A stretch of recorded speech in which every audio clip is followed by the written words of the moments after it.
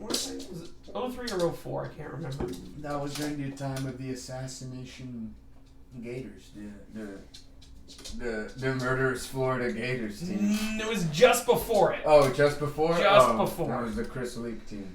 Yeah, that was the Chris Leak team back when Ron Zook was the coach. Yeah, no, the wildest stuff they ever did was they surrounded a frat house that was like making fun of the team. Like the coach, Ron Zook, took the whole football team to like surround this one frat house who had been calling for like the coach's ouster. Like Children of the Corn style. Yeah. Like they're all surrounding this one frat house. Like calling them all out to fight. Yeah. That was the wildest thing that happened there. But like Gainesville's like Matt Hick, like just to start comedy there, you couldn't. Well, okay, we made a distinction between two types of people. So the Thursday show that we would always do, that was for like college students. So that was like for the people who... Also, you could say whatever at those Yeah, you could say whatever at those shows. The weekend shows, those were for what we called the ACRs, the Alachua County residents. Oh, no. Those are the Trump supporters. Those are... Yeah, well... He was still a Democrat at the time. Yeah. But those were, like, you're really getting some, like... D-list. I mean, I know I've opened for a couple of them. D-list comedians who were like their biggest credit is like, yeah, I opened for like Garth Brooks once 25 years ago, and it's like, all right. Man. Damn. No, that's but is it as bad as like say like Calle Ocho? Like it is, because like I talk about some stuff in Calle Ocho. They're like, I've never had an issue with anything from them. I mean, the craziest thing. Okay, if you want a story about some crazy shit that happened at one of the shows. Okay, every Thursday, we'd have the show. We'd have like the show for like mostly like college students and stuff like that. Okay, but it's at this club that's on Tower Road. Wait, is it not? Oh, you're talking to it. Oh, I'm sorry. Okay. Yeah, you're good. Here. You can even move it. You want to move it toward me? There we go. Yeah. Okay. But it was on like Tower Road, which is like on the far west side of town. Yeah. Okay. Which is actually the nicer part of town.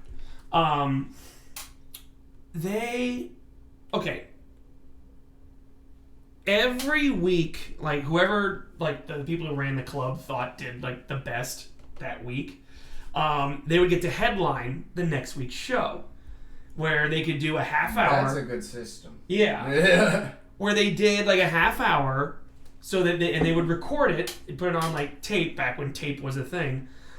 They'd record it so that they could send it out to other clubs. Like in Orlando and Jacksonville. That's a fire system. That's actually a good system. Yeah, so they can get work. Okay. My buddy, I'm not gonna say the guy's name, but a buddy of mine, he won. So this was his show where he was gonna headline. Yeah. Okay. And it was also a show where we had this guy who he had been doing it for a couple months, and it was his first time hosting. Yeah. Okay. He got really nervous because it was a big deal to host at that club. That was like the stepping stone to be able to get to bigger things. So he got like blackout drunk. Oh man. Because he was so nervous. And halfway through the show, he's supposed to bring up the next comic. Next comic's in the bathroom.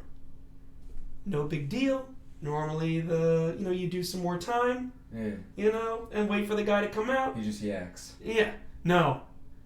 He totally blanks on all of his jokes, doesn't have the wherewithal to start doing crowd work, and says instead, hey, do any of you want to, like, come up here and do some time? Yo! Yup. Yo! Yep. Yo! So... Normally when you say that, like, most people are like, no, not me. Someone did. Someone was like, I volunteer as tribute. Yeah. He gets up there, and he's not being funny, he's just being mean. And he's making fun of the two people who are sitting behind him. And the two people who are sitting behind him, the only way I can describe them is, you know, like that evolution of man chart? Yeah, they were just like on the hunchback. Yeah, they're in the middle of that chart. Oh, God. Yeah. But they were big. So they were like Neanderthals. Oh, yeah, they were big like like the couple stages before Neanderthal, but big. Okay.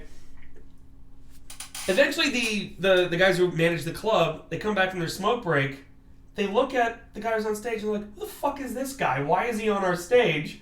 They grab the host, shove him on stage, say, get him off. The guy comes out of the bathroom, and they're like, okay. Can you imagine if this happened at like the Improv and like Renee just went out to smoke a cig and it was just like, yeah.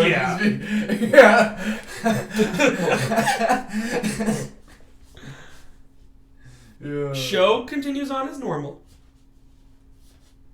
My buddy gets up to do his 30-minute set. Okay?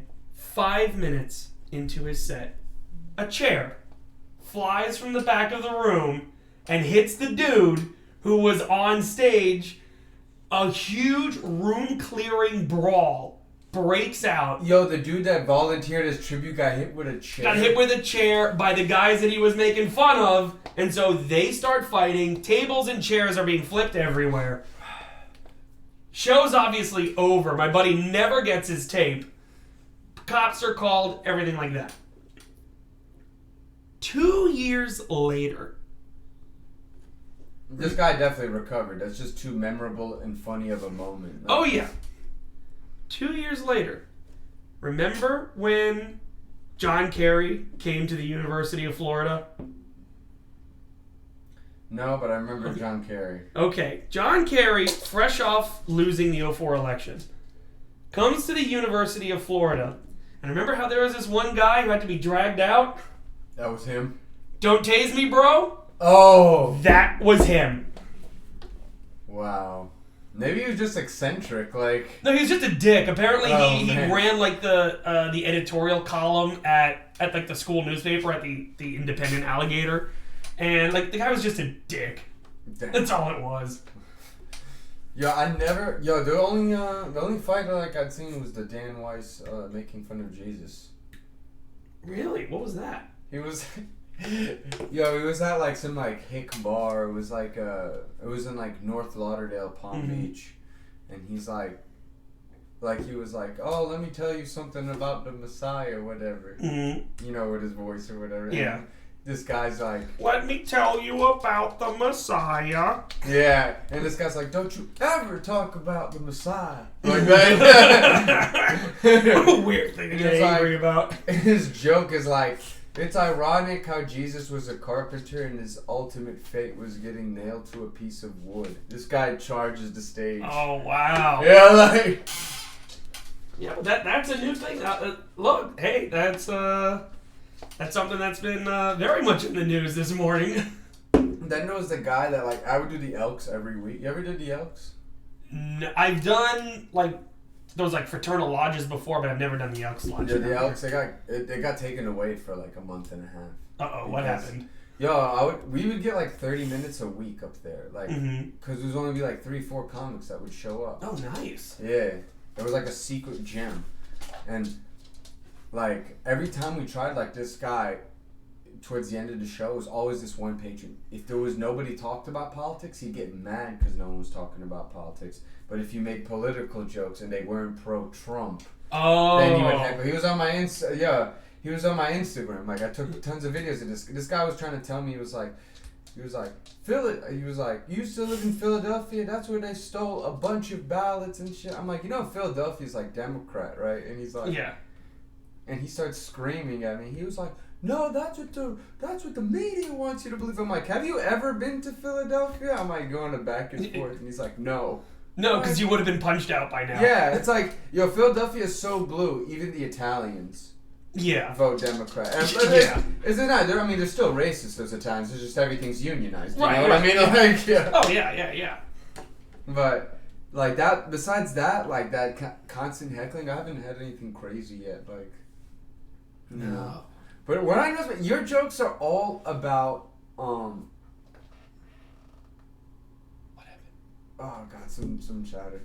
Oh, chatter? Only people without a brain vote for their own slavery under Democrat rule. Oh, Jesus Christ! I get the. As someone who hasn't realized that the two parties have switched since the Civil War, I feel like the normal people are just silent. You know what I mean? Like, I got it like my aunt and uncle are like hardcore Trumpers. Oh, and like, God. Yeah, they push this line like, the Democrats were the party of slavery. I'm like wait, then what happened? And then what happened? Yeah, you know what I mean? It's like I haven't looked at politics in the last 150 years. As far as I know, they're all the same. It's crazy. It's like it really says something when your most relevant argument has to go back 200 years ago. Mm-hmm. You know what I mean? Like, yeah. But I was about to say, I saw all your comedies about just not getting pussy, and it's like I do not believe that at all. I wouldn't say all my comedy's not like that. A grandma, you're always like. There's a fair amount of my comedy that's you're like I'm that. a walking contraceptive here. That's my opener. I mean, look, when you look like this, look, I'm kind of like sucking it in right now. But you've been on TV. I'm like, there's no way that's true. You've been on TV. Yeah. Yeah, when you're on TV, you get. Oh yeah. Yeah. I mean, I get some every once in a while. But, not as much as one would think. Yeah. What about that? How long has it been since Jeopardy? Oh, God, that was 2015. I must have been. What was it like? You got off the show, everyone was like following you? Yeah, well, I mean, get off the show, people are, kind of... Congratulations. Yeah, congratulations. Like, down here, they're like, oh, congratulations. Like, online, they're like, fuck that guy. But, yeah, they're like, oh, this guy sucks. And then the new champion comes on, they're like, bring back Josh, we don't like her either. This dude's like 2 Democrat incels talking about how they don't get pussy. Yeah? Talk to your mom and see if that's the case. Dude, why are you watching this stream? Like, literally... Yeah. What? By the way, you're the only one commenting on here, dude. Yo, I love, because most of the people are normal. I know pretty much everyone that comes in here, except for this guy. But whenever I don't know someone, they say shit like this. Yeah. And then there's another streamer that I know, but I love him. He's a Chechnyan guy I always argue with. Oh, okay. You know what I mean? Like, oh. Well, I bet he's got some very strong opinions. He is very conservative, let's say that. Oh, well, Chechens are like that. Yeah, I had a joke. Yeah. And I said it to both Chechen guy and I said it to a right-winger. And I was like, right-wingers and jihadists have more in common than you think. Oh, yeah. It's like, for one, they don't know how to behave in an airplane. When you say it to either of them, both sides get incredibly angry. You know what I mean? That's how you know it's good. Yeah. Look at this. Very conservative equals not a dumb cuck who likes to have all of his rights taken away by women. And this guy's going out calling people incels. Yeah, and you're watching it, dipshit. So what's going on in your life? But no, I usually ignore the chat unless it's like ridiculous. You know what I mean? But like literally, there's so much content out there. Like, why does anyone hate watching anything? Yo, you know what I love? It's like the nerve people have. Like, I bet you there are still people that go out there and be like, I'm smarter than you. Nuclear chemist, 2-time Jeopardy winner, still smarter. And they're definitely on the right. I mean, it's all things like, some people are going to know more about certain things than others. I mean, I'm not trying to say that, but at the same time, it's like, and this is something I hear a lot of professional women talk about, but it's like, oh yeah, I love being lectured on something that I'm an expert in. Yeah, that's what I'm saying. Like, yo, my mom is the opposite though, because every time I talk to my mom, she's lecturing me in something she's never done before in her life. Yeah. But have you done a comedy abroad yet, like out of state? Out of state? No. Yeah, I just never really have the opportunity to go elsewhere. I mean, I'm usually, whenever I have, it's like the classic issue where, like, whenever you have the time, you don't have the money to travel. Whenever you have the money, you don't have the time to travel. So that's pretty much me. So I'm kind of like stuck here for now. for now. Yeah, I mean, I don't. The thing is, I want to compare Miami to another scene. That's what I'm trying to. Yeah. Trying to from what I understand, it's a good. I mean, every scene has its issues. But some scene, the bigger the scene, usually it's like, you know. Yeah. The more promoters, the more opportunity. Right. I mean, the issue is that, you know, here It's really not no a big scene. It's not, and there's not really much in the way of industry. Yeah. Here, there's not industry connection. Like you're not gonna make it big here. Like everyone that made it big here had to go to LA. You go to New York, you go to LA. Yeah. You know, maybe you get a 1 in a million shot where like some headliner really likes you and is like, I really like you. Oh, like I'm gonna take you away from here. Like Tim Dillon with Marcelo. Really? Yeah, Marcelo's traveling with Tim Dillon. Oh shit, good for him. I mean, he was one of the best one up there. I mean, it's no surprise. I mean, Yeah, he's a really funny guy. Carlos as well. I mean, yeah. It's no one's surprised. You know. Yeah. We all saw it coming. Well, yeah. But damn, I really hate to get to this portion of yeah, it's gonna be. We got questions about nuclear. So explain exactly what you do. What do I do? As a nuclear chemist. Well, okay, I'm a postdoctoral researcher right now. Although I'm kind of looking for work in the meantime, because that's like what you do when you're a postdoc. Because so many of these jobs require like specialized training. So you go for a postdoc, usually at like at a university or maybe a national lab. And then you apply for a more permanent position while you are doing that. Take notes. This is what intellectuals do. You fucking ape brain. Yeah. I'm the garbage collector. No, sure, dude. Oh, you read that? Yeah. Too bad Biden ain't building nuclear power plants. Neither did Trump, dipshit. Good. No. We do need them. Oh, we need them. We All right, absolutely do need them. The problem is it's too late. The time to build them was 2 decades ago, but we didn't. So, because it takes too long to build them. Oh. It takes like at least 10 years to build them. To build a nuclear power plant. Yeah. And what does it entail to build it? I mean, there's a lot of... You have to enrich uranium and all that shit. I mean, the enriching uranium part's not the issue. We have plenty of that. The issue is, you know, building it, making sure it's up to code and everything like that. And then code? This is the land of deregulation. No, you don't want nuclear stuff deregulated. You really don't. Yeah, you don't. I mean, and that was the thing during the, remember it was a couple years ago. Actually, no, it wasn't a couple years ago. I think it was last year. The whole Texas freeze. That knocked out all the power. That was nuclear related? No, like the nuclear ones were still up. Oh, it was all the other ones that got knocked out. So I mean, because there's the federal government is like, no, you're not doing nuclear without us in here. Rick Perry, when he was in charge of energy, he said no. Rick Perry put a stop. Yeah, it's like no, you're not doing that with nuclear, and you don't want that to happen with. You could have done Rick Perry's job. I mean, anyone better than Rick Perry. I mean, a ham sandwich could have done Rick Perry's job. But okay, so back to like what I do. So then you go, looking for work at like a national lab or a university. So that's kind of the phase that I'm in now. And so each national lab has its own like specialized projects and stuff that they do. And so you find one that does more or less stuff that you do, and they do all kinds of stuff. They do.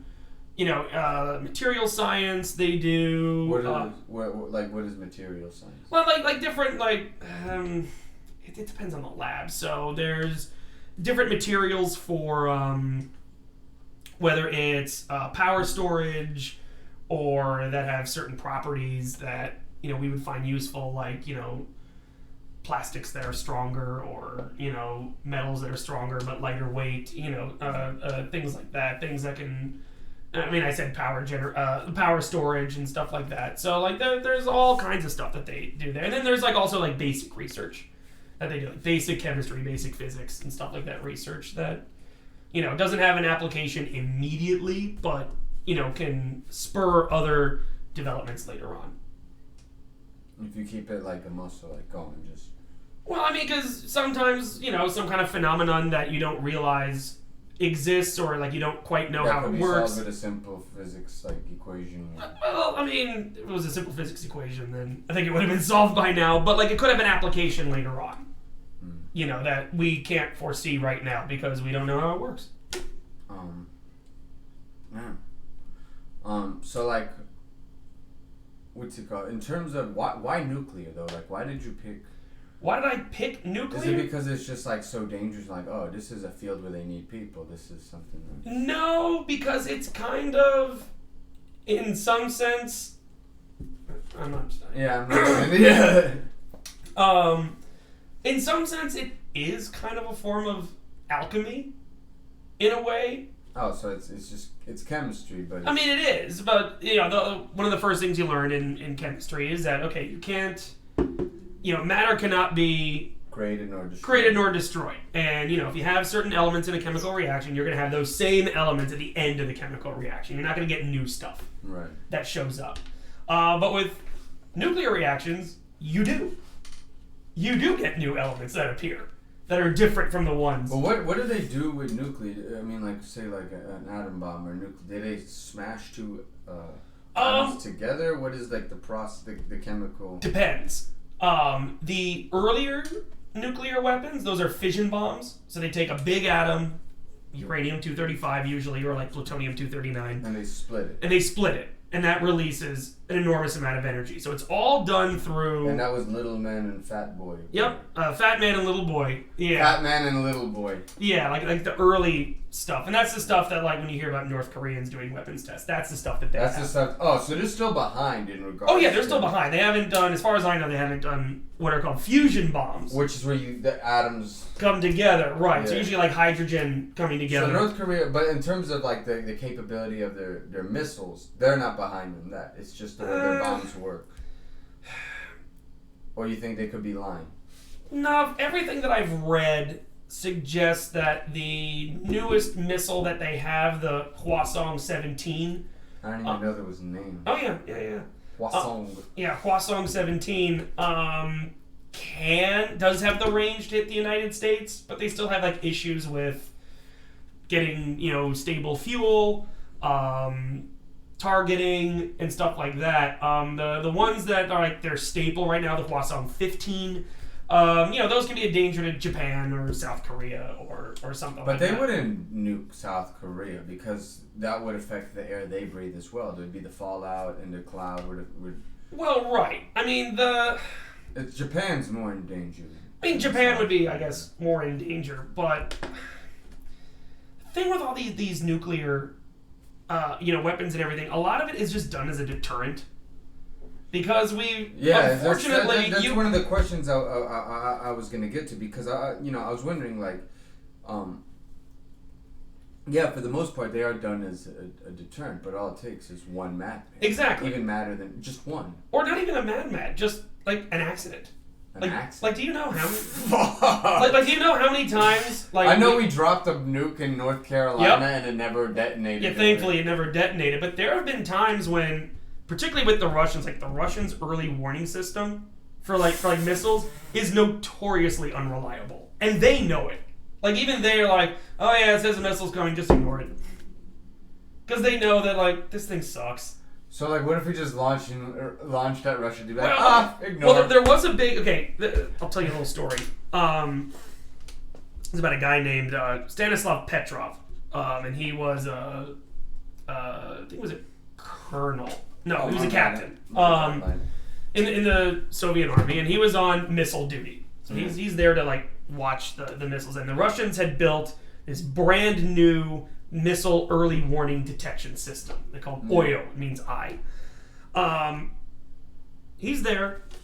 He, he's just sitting there on duty, just watching the screen. Yeah. And they're like, oh, this thing is brand new. You know, it's like revolutionary technology. There's like 30 different checkpoints it has to go through in order for, you know, to confirm a missile launch and stuff like that. So, like, this thing is perfect. Well, all of a sudden, it starts going off. All 30 checkpoints are passed, and it says that there is a nuclear missile coming towards Russia from the United States. It's like, what do we do? Do we launch ours? Or? Well, the protocol for him was he was supposed to then call his superior officer, who would then say, yeah, it's saying that there's a missile launch, and then that guy is supposed to call like the someone else higher in that command, like some general. Well, by the time all these people are called. Well, okay, that's gonna get me to another point. And then that guy is supposed to call the premier. In this case, this was 85, so it was Gorbachev. That guy's supposed to call Gorbachev and say, hey, the Americans have launched missiles. We need to launch ours back.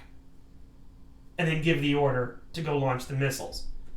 But this guy Stanislav Petrov, even though he was in the military, he was civilian educated. Yeah. Yeah. And so he was a computer scientist. And he was like, why would the Americans only launch one missile at us?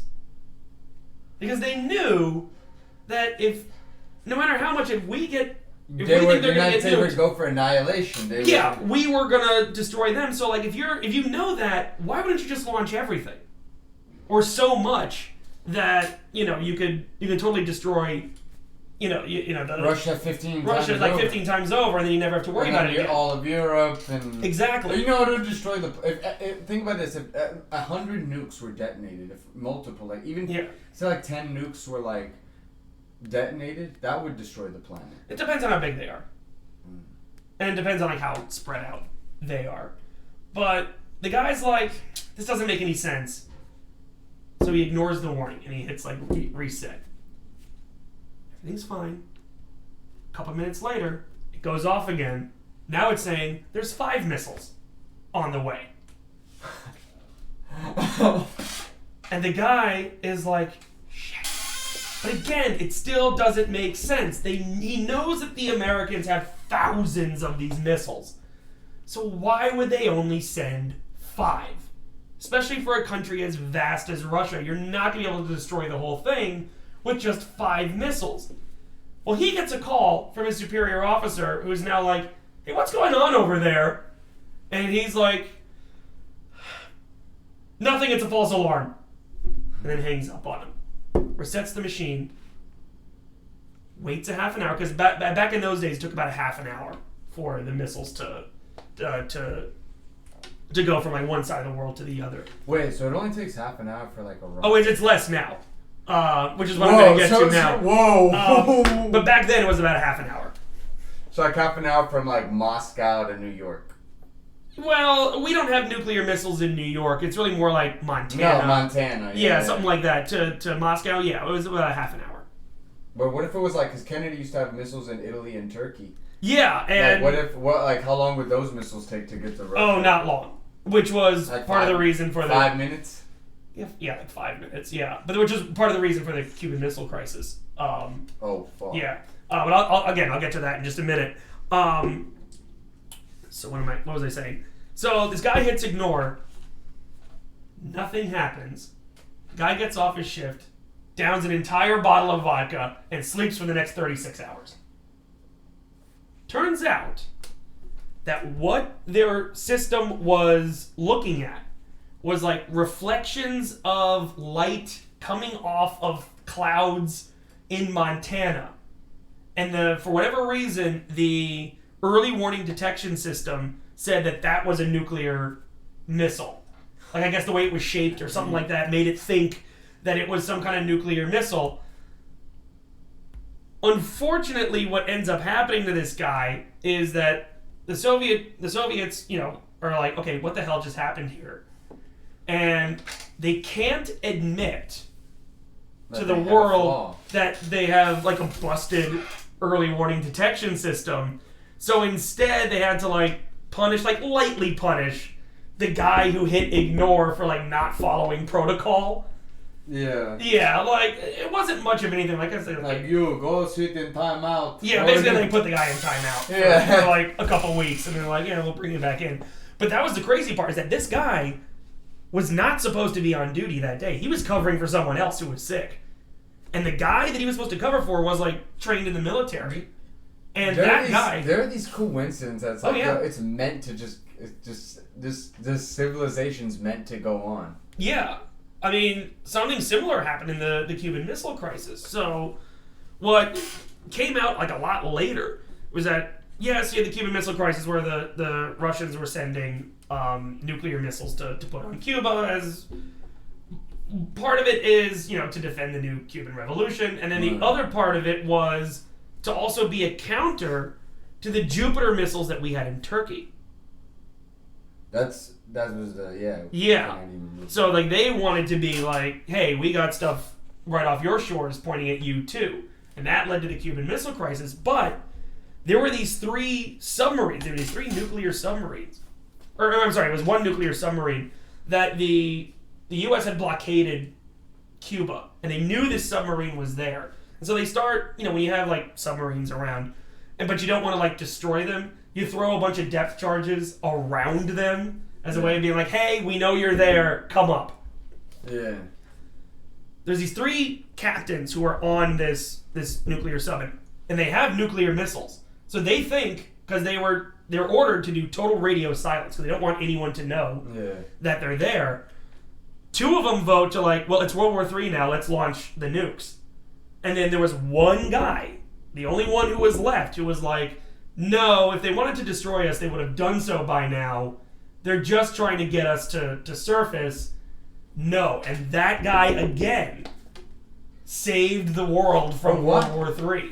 Why is it always a single person that it's like, humanity lived because of this one guy? Well, and here's what's going to get really scary, is that because nuclear technology is so new, like, there's really no protocols for, like, who can launch a nuke. In the grand scheme of things. Like, if you wanted to go to war, like, there are certain formal procedures that, granted, this country has kind of ignored for, like, the last, 30, 40 years. But, in theory, there are procedures where you have to go to Congress, and then Congress has to draw up a resolution to declare war, and then they have to vote on it, and they have to approve it. Well, we've given that up. I mean, we basically the president now.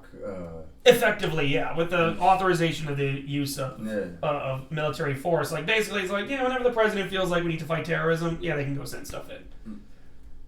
I do have some questions that I want to. Now, this is just to put my mind. If my mind doesn't go at ease. But here's the part here's the scary part. Oh. Those missiles have gotten a lot faster. So now you don't get a half an hour warning. You can call someone who can call someone who can call someone. But can it go from continent to continent within at 5 minutes? Oh yeah, those things travel really fast. But the hypersonic missiles that the media is trying to scare everyone that the Russians have, they travel at about a mile a second. That's how fast they travel, and they're slower than an ICBM. So they travel really fast. In fact, it's so fast that you may not have the time to call someone to finally get the full authorization. So there are some ideas. But why are they building? Why are they always? They're not content with what they have. Why is it like, all right, we need to build something? Is it just ego? Is it just power? We want power. Like what is the point for all these people building up their nuclear programs? Because, I mean, this was one of the questions I was going to have, but we're supposed to look towards, ultimately the solution is denuclearization. Mm-hmm. But it seems that we're having more countries build up nuclear programs with these radical technologies that aren't necessary, like these mile a second. That's a hypersonic missile. That's actually been around for a while. We don't need those things, though. I mean, they're just always. And then now you would think that the positions Russia's taking, like Putin going to a nuclear silo, and the threat of Putin dropping a tactical nuke, people would look more at a denuclearization. But if you look, actually, like NATO countries, or not even non-NATO, like Finland, are looking at trying to develop a nuclear weapons program. Well, the issue, I haven't heard anything about Finland trying to develop nuclear weapons, but we unfortunately have trained the rest of the world that the way to not get invaded by the United States is to have nukes. Okay? By the United States? Well, yeah. I understand if you're a brown country, but we're talking about Eastern European countries. Well, They look at Russia as the main threat. True, they do, and unfortunately, part of when Ukraine became an independent republic, in the early '90s, like part of it was that they weren't going to have weapons stationed there from either side, and unfortunately, that does kind of leave you as kind of an easy picking. And somewhat vulnerable. Yeah, it leaves you vulnerable. So because we unfortunately have been training these countries that, hey, if you want us to stop fucking with you, get the bomb. But if we were to have like an effort of like global, the United States would obviously have to be first to denuclearize. Well, I mean, you would need. I mean, the U.S. and Russia has by far 90% of the world. 90% of the world's nukes. Okay, the Russians actually have more than we do. But I don't think there's work. Well, because their military, I read this in I think it was a Times article, but their military budget is $70 billion. Yeah. And it costs us just $50 billion to maintain our nukes. Well, you also have to look at who's doing the maintenance. Okay, well, the U.S. is pretty Soviet maintenance. Well, I mean, I know, so like that's unreliable too. But at the same time, like we're, I think, the only country in the world that does everything through private contractors, which can be a bad thing. Which have every incentive to cut corners and overcharge the government and all of that. So that's a lot of why we have such a ridiculously expensive military, is because we've got these middle people, instead of doing everything in-house. We also do have the best technology. I mean, we do when it works. What do you mean when it works? I mean, let's put it this way. I had a buddy of mine who he got a job at the Pentagon. Yeah. Okay, or for one of these defense contractors who is very close to the Pentagon, and he said, "You know what they told me on the first day? Be prepared to build weapons that don't work to counter threats that do not exist." That makes sense. Yep. But we don't have, we could be fucked, or you think enough weapons work to work perfectly fine? I mean, sure. I mean, a lot of them are going to work, of course. It may be possible that some of them are just filled with cardboard and jelly beans, but, who knows? But, enough of them are going to work, just like on the other side. Like, say what you will about, Russia, but Soviet craftsmanship, but, yeah, some of them are going to work. Yeah. You only need some of them to work. Yeah, that's true. But, what's the likelihood that something gets nuclear within our lifetime? What about now with Russia? Yeah, I still don't see it. You don't see it? No, like all this idea of that the Russians are going to drop like a tactical nuclear weapon. Yeah, well, I was going to ask that too. A tactical nuke is just a very small nuclear bomb. Yeah. And the gas cloud is not as large. It doesn't, like a tactical nuke in Kyiv wouldn't spread throughout all of Ukraine. No. No, not even just the surrounding areas of Kyiv. Right, yeah. But what if it were, because Kyiv is pretty close to the border. I mean, a tactical nuclear weapon is going to be like a fraction, like, I think it's like a fraction of the size of what we dropped on like Hiroshima and Nagasaki.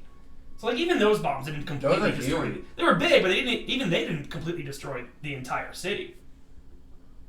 I mean, they killed like 300. I mean, they killed a lot of people, sure, and and all that, but they're. But say they were to but the problem is Kyiv is pretty close to Poland. Well, yes, but the question is like, why would you need to do that? I don't know, because he's losing. I mean, he could be losing, and he's a man about his pride. That's That's the thing. The character of people handling nuclear weapons, I feel like, matters.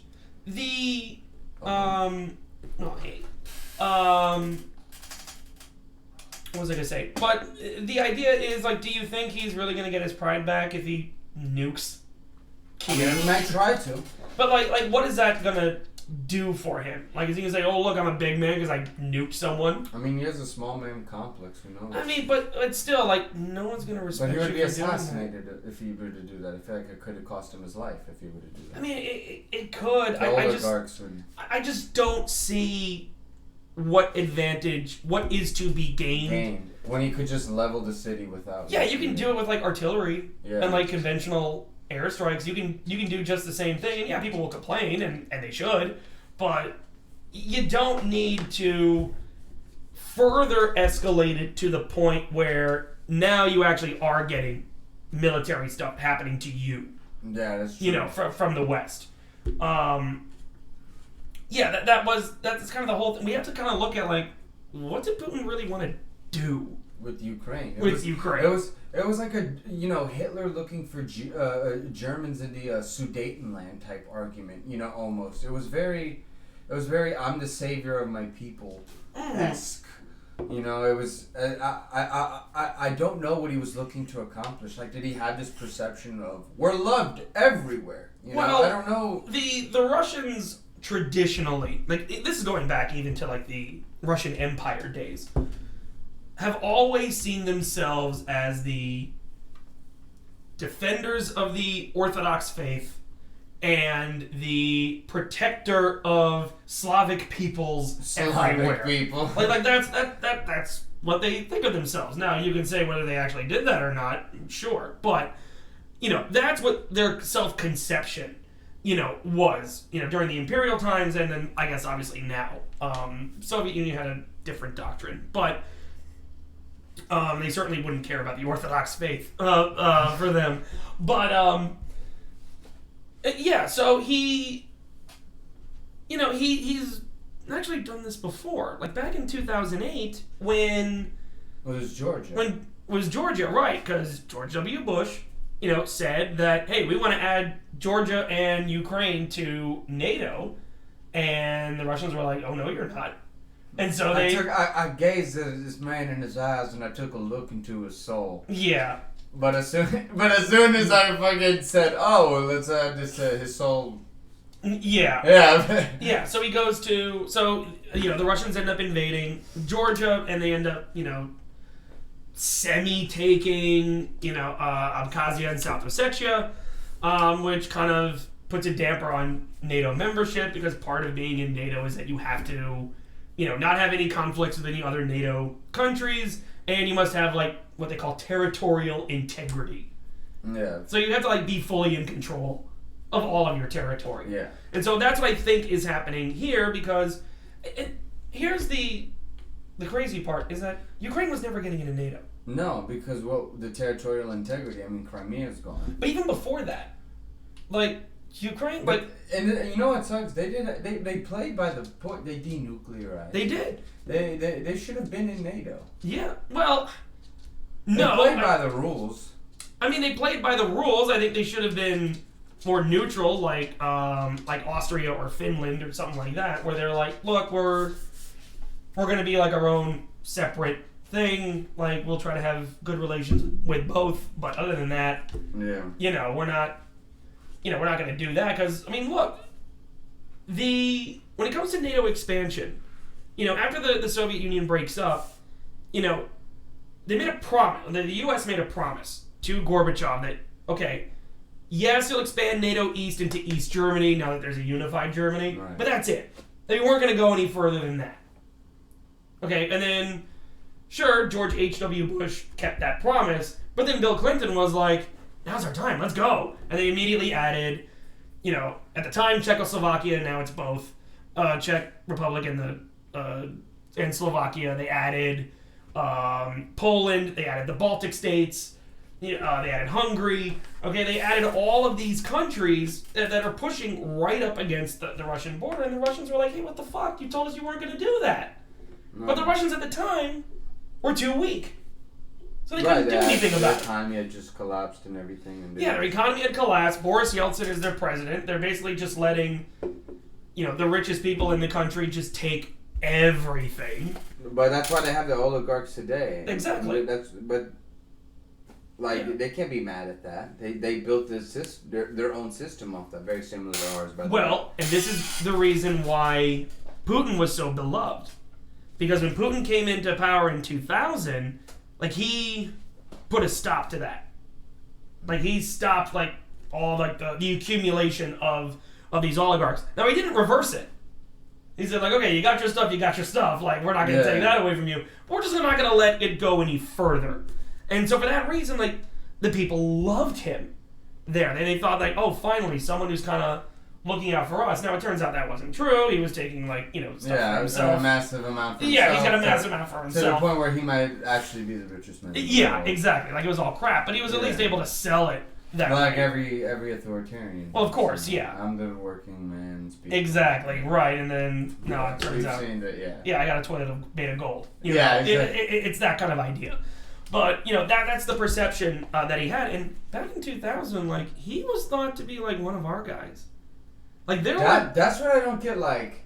But why? Because I wasn't old enough back then to remember any relations with Putin. I wasn't I just don't remember. Yeah. But I remember, like, I was watching clips from back then in which people were like, Putin is a great friend of mine.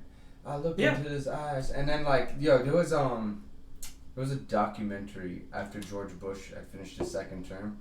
And it was called George W. Bush, Fight to the Finish. I know, this kid's a fucking idiot. But, yeah. But it's called George W. Bush, Fight to the Finish. And this dude's inviting Putin to his ranch. Oh, yeah. In Crawford, Texas. Yeah. I mean, he thought that this was a guy that we really could work with. There were even, back in 2000... We even considered putting him in NATO. Yes, exactly. We thought that, maybe we can join him in NATO. And here's the thing. Had we done it at the very beginning... None of this would be a thing. None of this would be a thing. If we just decided that NATO was going to be like, it's going to be like a European peacekeeping force and like all that kind of stuff, we wouldn't have any of these problems. Yeah. Like, if we had integrated the Russians... But with Putin as the leader, should we have done that in hindsight? Well, I'm saying this go back further, back when Yeltsin was the guy. Oh, well, yeah. That we could have like integrated them into European security, and then he could have actually been the good guy in a conflict. Yeah, and instead, now we have this adversarial relationship again. Yeah, and this time you don't have to the point where he's sowing discourse amongst the population. Well, yeah. And he didn't. That's the thing too. He never attacked America. Well, no.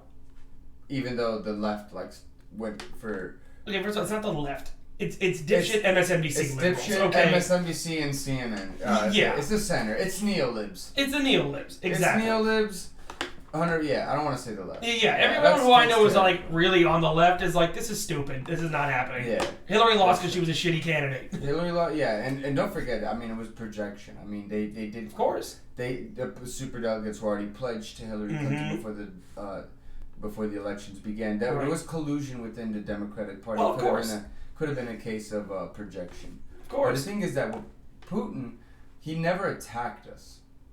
No, he did it totally legal too. He just had a bunch of guys create fake Facebook accounts and just talk shit see on your feed every day. But he never. I mean, even then, like the memes, like I've seen the memes on it, and they're like, they spent all this money on memes. They spent like a couple $1,000 to make like shitty Facebook memes. Yeah. And like I keep telling people, like I show them the memes, and I'm like, look, I'm still trying to figure out how a meme that's telling me that Jesus is watching me masturbate is supposed to get me to vote for Donald Trump. I don't get it, how those two are related. Those are the extreme ones, but there were some that I feel like were Russian that it could have been like Russian or someone's crazy right-wing uncle could have made it. Okay. But again, it's totally legal though. All right, look, if you're getting your political education from memes, like if your opinion is really being changed from memes, then you really didn't think that strongly about this in the beginning. Yeah, but the thing is that was never an attack by Russia. No, as much as the media love to claim that it was. No. This though is an attack by this is Russia actually attacking. Well, yeah, and we're not doing anything about it. Well, because we're sending arms. I mean, but here's the thing: we can't because they're not in NATO. Well, right, they're not in NATO, and they were never going to be in NATO. Well, yeah. And they knew it. And the problem was, we could have just said from the very beginning, hey, you're not getting into NATO, you're too fucked up. Yeah. We're not letting you in. But we always kept holding the door open, like, they could be part of NATO. Wink. Wink, exactly. Yeah, and that was just the perfect opportunity for Russia to be like, let's make sure that door just closes. Right, closes forever. And from the reports... And they can take the country and... Well, I mean, and from the reports that I've read, like, this was literally a spur-of-the-moment decision from Putin. Which is why that invasion was so slow at first. Because I don't think any of them actually knew. They thought it was a training... They thought that, we were just doing military exercises. Zoink Scoob, this feels more like... This doesn't feel like a training exercise anymore. And, if the casualty numbers are to be believed, which, maybe they can be, maybe they can't, they're taking a massive amount of losses. Yeah. I feel like if America went into a war and within a month lost as many people as Russia, we'd be out of that war. We didn't take this number of casualties in all the combined 30 years in Iraq and Afghanistan. Yeah. And meanwhile, they've gotten that in a month. Yeah. That's insane. Yeah. But I also, what's it got? It's to me it's crazy. It's there's you think about it, right? What does an invasion entail? There's never been like a true invasion in the last 30, where the name of the country becomes you know what I mean? Like America invades Iraq. Iraq is now the United States. Oh, is it taking it as ours? Yeah, that age of imperialism conquest is kind of over. Yeah. Just because there's so much more effective, softer means to do it. Like what we do in all of Latin America. Yeah, basically. Or, something like that. We're just you give us a leader we don't like. We don't invade in Latin America, we'll be like, whoa, you can't vote for that guy. Yeah, you know what I mean? We just stage coups. Yeah, stage coups. That's it. That's how you do it now. You hold countries in debt slavery, through international institutions, like the IMF and the World Bank, and that's how you do it. Yeah. You don't have to get them to, you don't have to be well, now you're, a territory of, the United States or Russia or, wherever. Those days of old colonialism are basically gone. Because they're so inefficient and they're so expensive to maintain. There are much cheaper, softer alternatives to it. Yeah. Just yeah.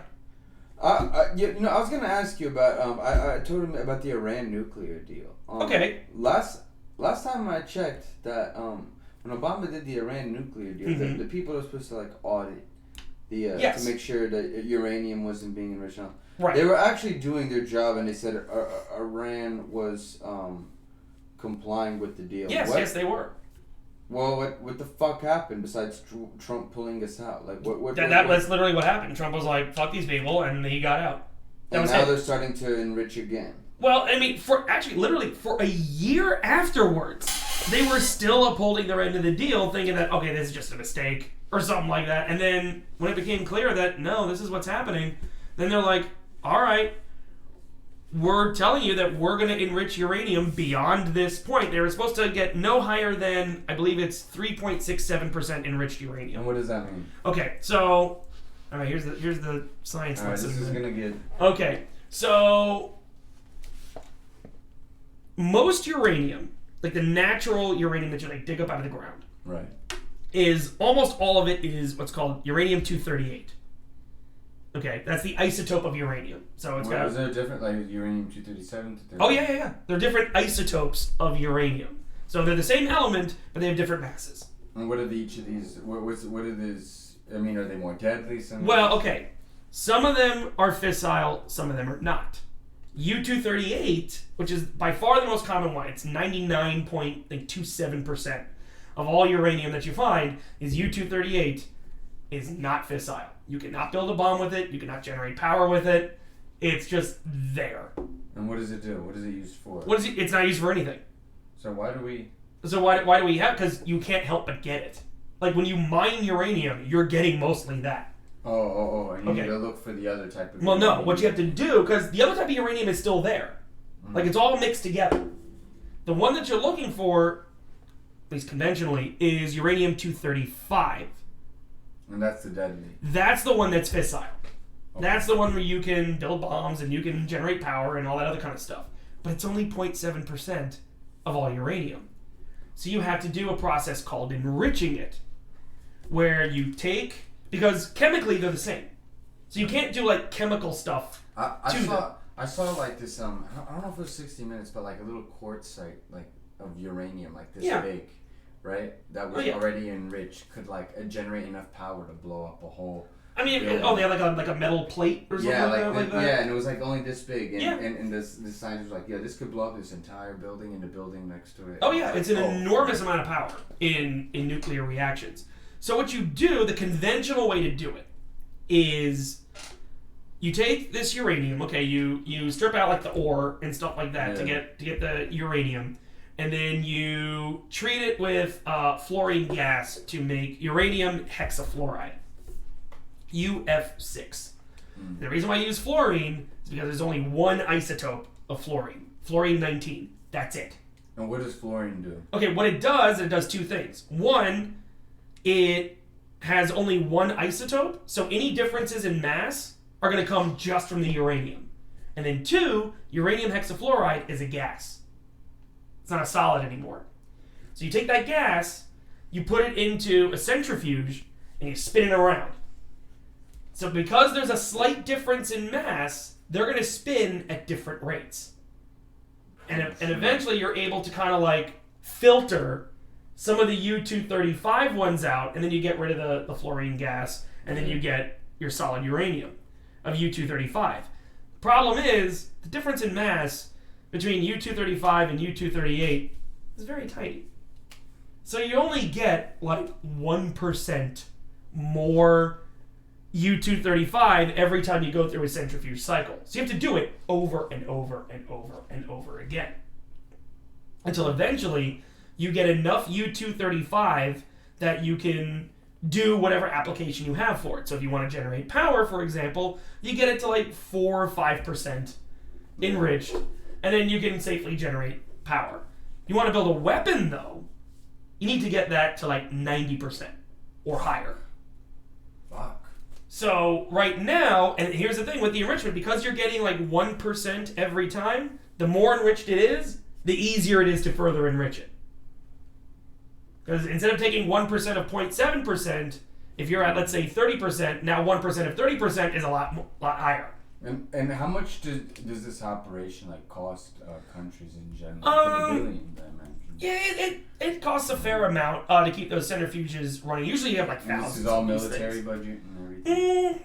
Yeah, usually. I mean, I can't speak to what other countries do, but yeah, usually that's handled, by the government, at least here, anyway. I mean, I would think it would be everywhere, but so you keep enriching it and enriching it. And what the Iranians were doing is that they're saying, like, okay, we've already enriched this to the point, where we're hit the limit to the Iran nuclear deal. So now we got to keep going. Yeah. And so they haven't kept it going. Now they're like, well, we got 20% enriched uranium, which has some applications. But could they make a nuclear weapon? No, you need to get it to 90% in order to do that. Oh. Well, what's the chances that they do that? What's the chance they build a nuclear weapon? I don't know. It's hard. They would have to keep that so secret. And it wouldn't be secret because of all the power being generated, and there would be heat maps and all that stuff that'd be. Well, yeah. I mean, you can tell how much the enrichment is because you can tell how much uranium is coming in, how much is going out, right, and how many centrifuges and how long you've been centrifuging. So that's how you can tell what enrichment level this is going to be. Right now, the Iranians are at 60%. 60. They have some that is 60%, which does have applications, although usually it's like the nuclear reactors that are on like submarines, which as far as I know, the Iranians don't have. No. But what's the most? There's land, sea, and air. The nuclear triad. But yes, the weakest one is sea. No, the most important one is sea. The most important one. So that's the strongest missiles on the submarine. Not so much the strongest missiles, so much as it's the counter-strike capability. Oh, okay. It's the counter-strike capability and the fact that they're in the ocean. You don't know where they are. Whereas land-based missiles, you know exactly where they are. Yeah. They're there and they're not moving. You know? Which one's usually the strongest, though? I mean, usually you can probably pack the biggest punch because you can build a bigger missile with the land ones, but they're also like the least useful. Yeah, because they're in one fixed... Because they're in one fixed spot that everyone knows where it is. In fact, those states that have them, I believe it's Montana, North Dakota, South Dakota, Wyoming, and I want to say we have missiles also in Europe, too. I mean, yeah. In Italy, we got missiles. Yeah, but those are usually more mobile. Oh. Yeah. Whereas those states, those 5 states are what's known as the nuclear sponge. So they just have missiles like up in the... Oh yeah, they got missiles like in their silos and everything like that, but it's called the nuclear sponge because if a nuclear war breaks out, everyone knows they're getting hit first. Because you want to knock out your opponent's missiles. So they're the ones who are going to get hit first. But the whole thing is like, why do we keep building newer... But if they were to get hit first, then the nuclear power from the missiles would attack the nuclear missiles already in place, and it'd be double the nuclear... Could be, yeah. Fuck. I mean, you would need... It's not so much that it's the energy, it's the neutrons that are emitted that do that. That's how you generate, nuclear power. Usually you fire a neutron. The thing is, with U-238, you fire a neutron at it, it just absorbs it. Damn. Like nothing happens. But U-235, it'll split. And that's what generates, the power. And if you have a controlled reaction for it, like what happens in a nuclear power plant, you get power. But if you have an uncontrolled reaction, like you would have in a weapon, boom. Boom. Yeah. How on a scale of 1 to 10, how afraid should I be of a nuclear attack in my lifetime? Because I wrote down 3 legitimate fears that I have. Let's see. I mean, what I feel like are legitimate. It's so hard to kind of predict what would happen, like, in our lifetime, like, maybe 50 years into the future. But I would say within the next, 10 years, maybe? 3. 3? Out of 10. Out of 10? Yeah. I mean, we don't exactly have the best... That's not that good, Jeff. I mean, it's not good, but it's not going to keep me up at night. And then the other thing is that if it happens, what are you going to do? It's going to be like, don't look up. You just got to... Because that's one thing I was thinking. If I saw... I brought up this scenario the other day, but imagine, we're sitting here, the TV is on, and we see tactical nuke dropped in Kyiv, right? Mm-hmm. At that point, do we just be like, well, it was a great ride. See you. Like that. What do we... there's a part of me that says I don't think so. Yeah, that's what I'm saying. Do we have to go balls to the wall? Do we have to go balls to the wall if a nuclear weapon is a... Depends on how big it is. I would think if it's one of those tactical ones, I would hope the answer is no. But again... But how would be the appropriate... That's the thing, I don't know. I don't know what the appropriate... But it wouldn't be balls to the wall, a bunch of nukes. Because that would be the end of the world at that point. If you do that, you're like, well, okay, we had a great run. Everyone dies. But you would have to do something, because you can't in this day and age, you can't let someone just nuke something willy-nilly. And the danger, I would say the bigger danger from that, to tell you the truth, I'm not so much concerned about the Russians when it comes to this. I'm more concerned with India, Pakistan. Oh, yeah. Because and that goes to another concern I had, because I did have a concern about because there was this Pakistani scientist who was selling their recipes on how to enrich uranium and all that. AQ Khan, yeah. Yeah, to all these other countries, and yeah. I don't know, did it kill him? I feel no, I think he. Actually, I don't remember. What? But I know he's considered a national hero in Pakistan. Yeah, you could be the dude that ends civilization, because my biggest fear is someone like this guy goes to a terrorist... Mm-hmm. This is my biggest fear, but this is up there. He goes to a terrorist organization, and then a terrorist group say, the Taliban or Al-Qaeda learns how to enrich uranium, and they use it, and they use weapons against the The West, because we do know they're not afraid to lose their own life Right. for the cause, for the jihad. They wouldn't be the ones to do the enriching. It would have to be a government. It would have to be somewhere else. They'd have to be able to buy it somewhere else. And by the way, this was kind of one of the big fears when the Soviet Union collapsed and there was like a fire sale of all the government assets. There were fears that they were going to start selling off nuclear missiles and stuff like that to whoever would buy them because they were so hard up for money at that point. Now, thankfully, that didn't happen, although Elon Musk was able to buy 2 ICBMs, blank ones. But Blanks? as a way to kind of like test his, it's like, what's the rocket he used? Was it Falcon 9 or something like that? Oh, the one that goes and supposed to land and Yeah, like he used that. It's kind of like the inspiration. But what a terrorist organization would do, they wouldn't have like a traditional nuclear bomb. They would have what's called more like a dirty bomb, which is a bomb that has a lot of radioactive material in it that explodes like a conventional bomb and like the standard conventional stuff, but it just pours radiation out everywhere to cause. The blast wouldn't be as. No, it would be because it'd be a conventional explosive that just happens to have radioactive stuff in it. And that would do even far. That would do much less damage than say a tactical nuke. Oh yeah. But it would make it so that treating the cleanup for it would be very difficult. It would make it so that people who survive the blast may have health problems later on. Yeah, like the Japanese. Yeah, as stuff like that. But it wouldn't be like the big mushroom cloud thing, because to get uranium that enriched, that would just be like everyone that lives in that area is gonna have fucked up generations. Exactly. All right, well, that sucks too. Yeah, I mean that sucks, but that's the concern that I have for India, Pakistan is that 1, those two are always fighting each other. 2, India has a no first strike nuclear policy, but Pakistan does not. So Pakistan could fire first. They could. And the Pakistani military is far weaker than the Indian military.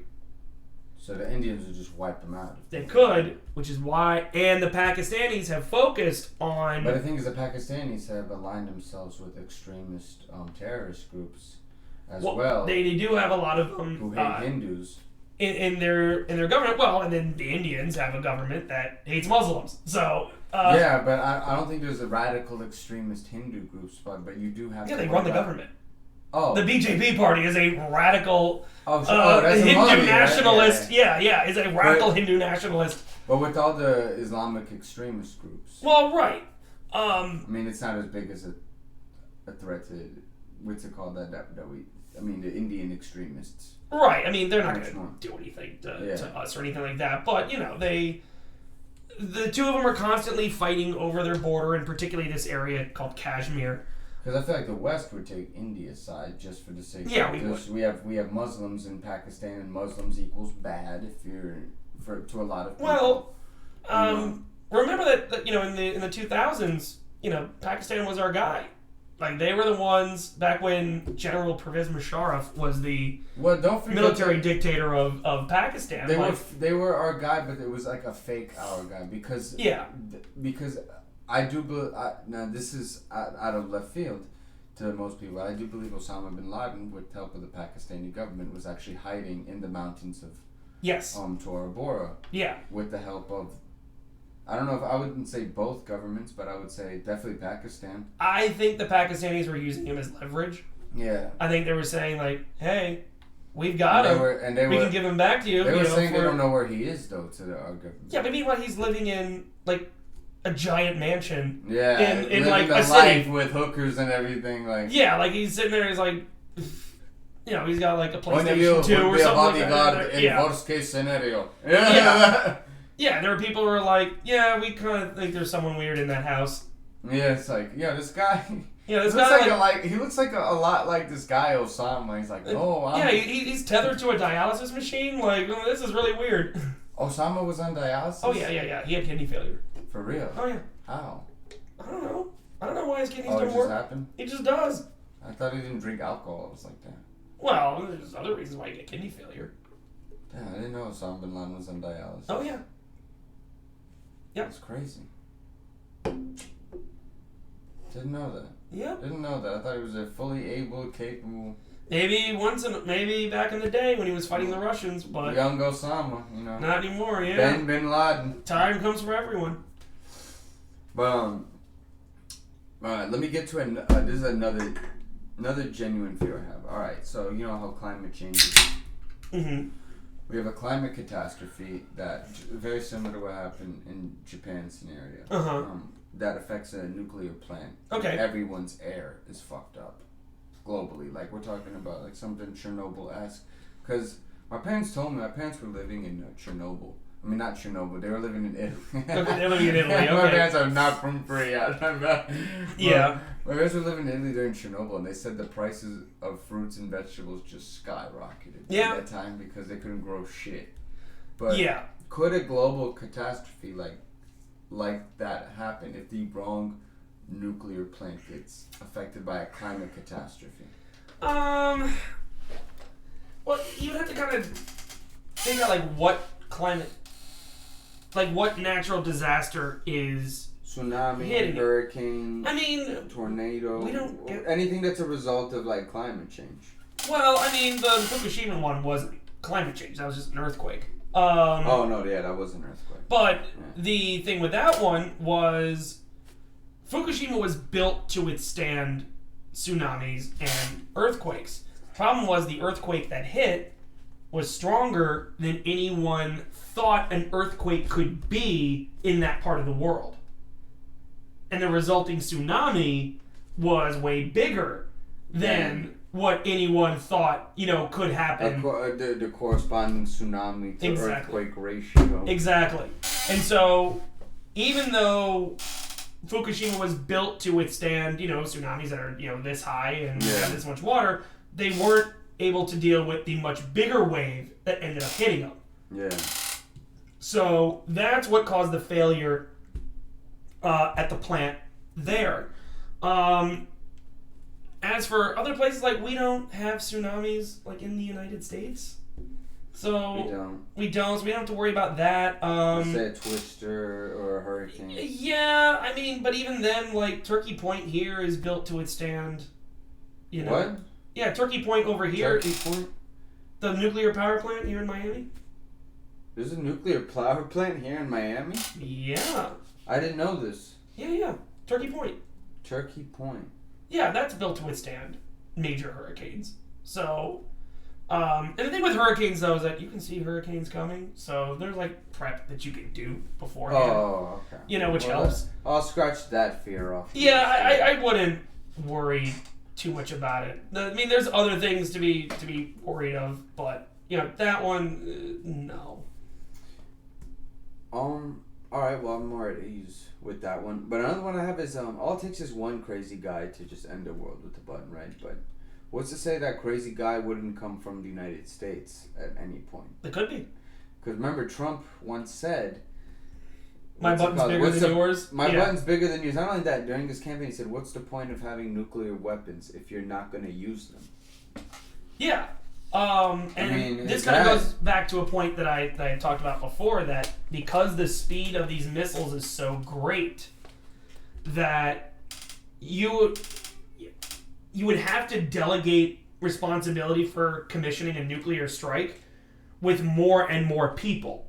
What happens in case you can't get the president on the line? Well, someone's got to order the nuke. So you have all these sub-commanders. Yeah, but what if imagine, if Trump were still president, what happens if you do get him on the line? Then we're really fucked. I don't think, the thing is that I don't think that would be, I think there would be enough people in the quote-unquote deep state that would make sure they won't. You think so? Because his cabinet is just... his cabinet, but not all of them want to die. Yeah. I guess the danger more would be a Dr. Strangelove scenario, where there you have one rogue general who is authorized to do that and be we're gonna get rid of them right now. They're taking our precious fluids, stuff like that. That might be it. That might be the only one, but again, this is a total lack of having any real protocols, because the Constitution doesn't have anything to say about this. There was no it was back written. then. So there's no. We're not even up to date with guns. I mean, like. It doesn't have. We don't really have any protocols other than just let the president do it. Yeah. That's it. And he carries the nuclear football. And there's a Marine next to him that carries the nuclear football. Yeah, and occasionally that sometimes gets lost. I think Jimmy Carter lost the nuclear football once. But the football is just the codes. That's all it is. And the codes change every day. Or at least, I think it's every day. Could be every few hours. I don't know. They're not exactly forward, in telling you how often does the codes change. Yeah. Well, I feel better after... What? Not really. I feel better after only one thing. Yeah. Well, then I've done my job. Yeah, it was like one thing less than before this, but I think this is. I mean, besides this guy, I think this is gonna be the most educational thing anyone ever sees. So, I love you, bro. And what mic you doing tonight? Tonight I'm at Sandbar. Sandbar? Yeah, I'm gonna be at Sandbar too. Oh, sweet. All right. Yeah. Hell yeah, dude. I'm at Sandbar tonight. Tuesday I run the trivia night at Taurus. Oh, you do the trivia? I run it, yes. I'm gonna go one of these days. Hell yeah. Yeah. Wednesday, let's see, what am I doing Wednesday? I haven't figured out what I'm gonna do. Wednesday we got just exit 1. Oh, there's exit I love 1. Exit 1. Yeah, I'll probably do exit 1 at that point. Thursday, Taurus, Thursday's Taurus, yeah, and then Friday I have a show in Miami Shores. Oh, bet. Nice. Yeah, it's actually a rescheduled show. It's supposed to be a New Year's Day show, but then Omicron hit and nobody wanted to go, and so they rescheduled it to April 1st. So I got that. So that's what I've been doing. That's what I'm gonna do this week. Bet. Yeah. Let's have another beer. Hell yeah. Yeah, and little. Yeah. But that's gonna be it. I'm gonna be back later in the day or tonight for the react shit if you guys are down for it. This is Josh Silverman, everybody. You plug in your social media. Instagram at JSilvComedy, JSILV Comedy. Yeah, that's my social media. I don't do Twitter. Oh, you don't do Twitter? Oh, yeah. All right, yo. Thank you, Josh. Yo, really appreciate you coming on today. Hey, thanks for having me. He's definitely gonna be back on the show in the future. But thank you guys. We'll be back. Again, be easy.